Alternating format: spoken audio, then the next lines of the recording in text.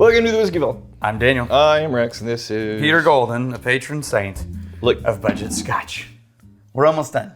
This one seems a little more interesting. Peter Golden. You patron saint of whiskey.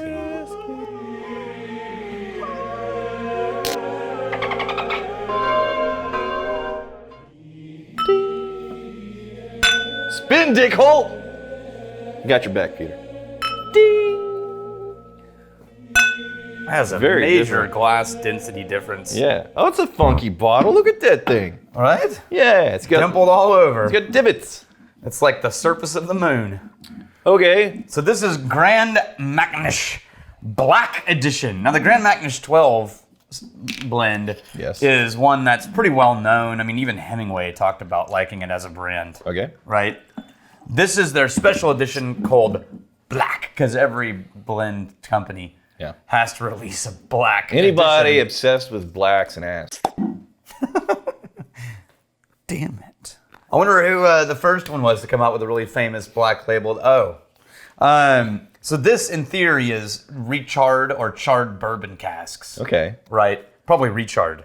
It just says charred bourbon casks, but all bourbon casks are charred. So I'm guessing what they mean is they get the bourbon casks in, and then they rechar them, so it's got a little bit more of a toast note in there. This is a, double charred. There it is. And on our main site, they didn't say this, but in here, extra aged, double charred bourbon casks.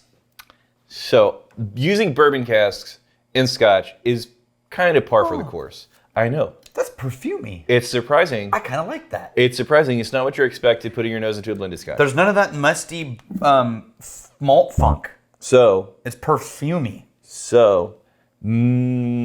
is it most or just a lot of scotches are using used bourbon casks to age their whiskey? It's the dominant barrel. Okay, because there's Second dominant is sherry. Right. Okay. Now, since they recharred this, I think it's getting We've done.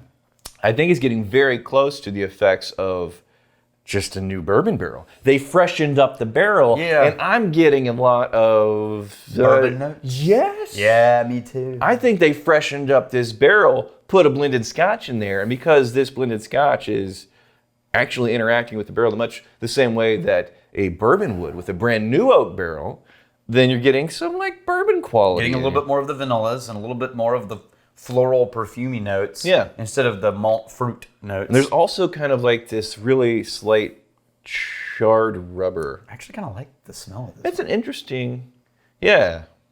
It's a little thin though.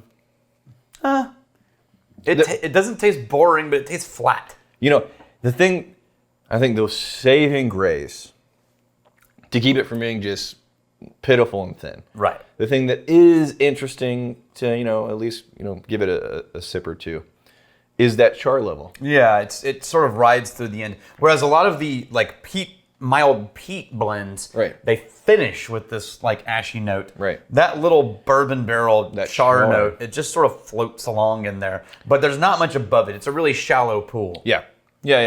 And I'm assuming we're at like a 40% type of deal here. There's the 40% ABV.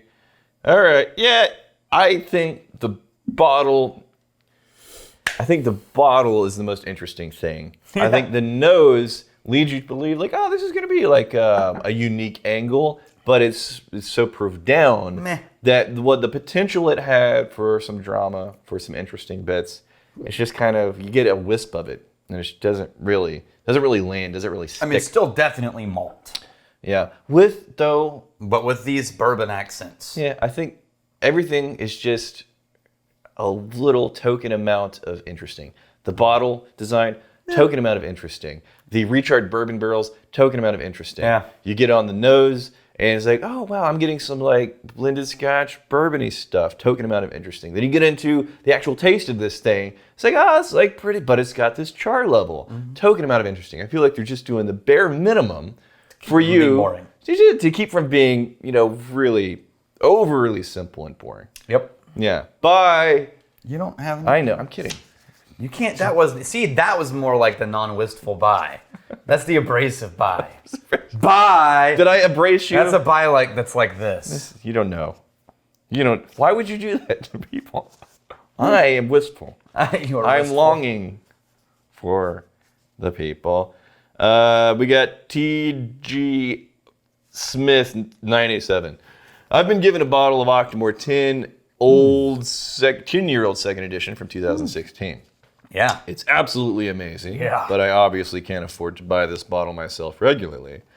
I was going to ask if anyone had any recommendations of whiskeys that are similarly peaty and high proof that might be a bit more affordable. So you're not gonna. Octomores are like the highest ppm distilled. It is, period. right. Basically, if you're trying to graduate past the Lafroig, the Lagavulin, the Ardbeg, With the only goal being more peat. then it's in the Octomore, and then there's not really anything, a big brand beyond that. If you can find some cask strength Lafroig, cask strength Ardbeg, those two are gonna kick up the peat notch. Right. Ironically, it's a Bruichladdich, but actually, you know what is really good Cheers. and more accessible? Cheers. We should compare it, Daniel.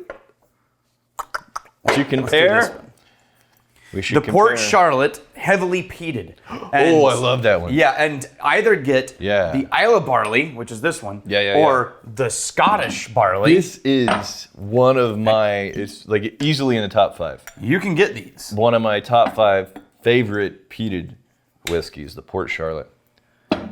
Oh, are you doing this right now? This is the same people who make Octomore, right? But look at that. So that musty bacony note. We're doing that in public right now.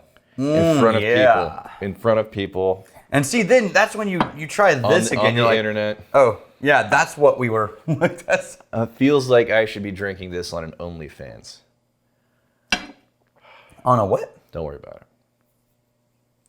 I don't even know what you're talking about. Oh, that's good. It's smoky without being pushy or overwhelming. The body on that. It's so dense. Just throwing its, yo, brah. It's not Octomore smoke, but it's hefty. thick and meaty and girthy and briny. Wow. Ah, it's good. Oof. That's good. Ooh. That's the one. Port Charlotte. Try to track down some Port Charlotte. The peated. Heavily peated. Heavily peated, yeah. We got the Adam Zeiser. You guys always describe this Canadian note, which makes me wonder, is there a readily available, high-quality Canadian whiskey worth looking into? Readily available. Yeah, so in the U.S., and that's the thing is, I keep saying this, not all Canadian whiskey is shit.